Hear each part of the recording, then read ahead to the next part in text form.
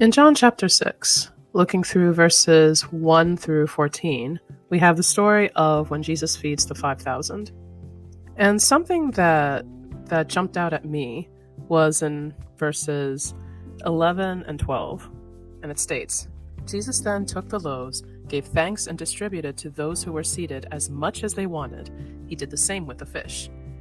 When they had all had enough to eat, he said to the disciples, "Gather the pieces that are left over, let nothing be wasted." So, why did these verses stand out to me? Well, just where he said, as much as they wanted. Everyone ate as much as they wanted. It's not that each person got one loaf of bread and one fish, and then, well, that's it. Be happy you got something. No, everyone ate as much as they wanted. Do you know how much people eat? I like to eat. One loaf of bread and one fish is not going to be enough. I'll probably have much more. And Jesus made enough to feed everyone, each individual person who was there, as much as they wanted. And not only that much, but he didn't want anything to be wasted. So not only did Jesus feed everyone there so generously, but he also did not want to waste anything either. In John chapter 6, verses 16 through 22, what stood out to me begins verse 15. Therefore, when Jesus perceived that they were about to come and take him by force to make him king, he departed again to a mountain by himself alone. A lot of times,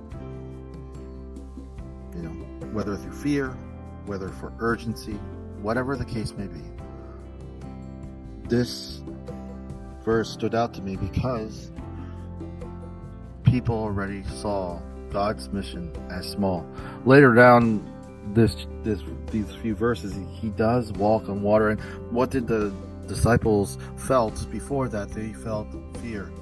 They wanted relief, but Jesus kept reminding them that he had a bigger plan. A lot of the relief that they were wanting was only for the short term, that only affected their generation and maybe a few after. But Jesus, God, had a bigger plan. And that's what stood out to me in this portion. Moving on to the next section of verses 25 through 59, entitled Jesus the Bread of Life. Here, I find it interesting that through using the analogy of bread and drink, Jesus was trying to explain to everyone there that he is all that we need. But the audience lost the message. They lost the meaning because they were so focused on the literal meaning. And it makes me wonder, how often does that happen with us? Is it that, like them, are we not listening, or do we not want to listen? Or is there something else? As we finally reach John chapter 6, at the very end, 60 through 70, the one thing that stood out to me is a rhetorical question. In verse 60, it ends by saying, This is a hard saying. Who can understand it? Simply put, as a Christian, because the work is hard, is the reason you must do it. To be better, not only today, but tomorrow, because it's not only for us that it matters, it's for everyone we connect with, everyone we talk to, everyone that we impact each day.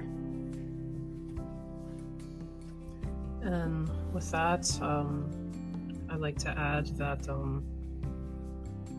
what I've seen here in chapter 6 is that Jesus feeds billions throughout history, in the past and today.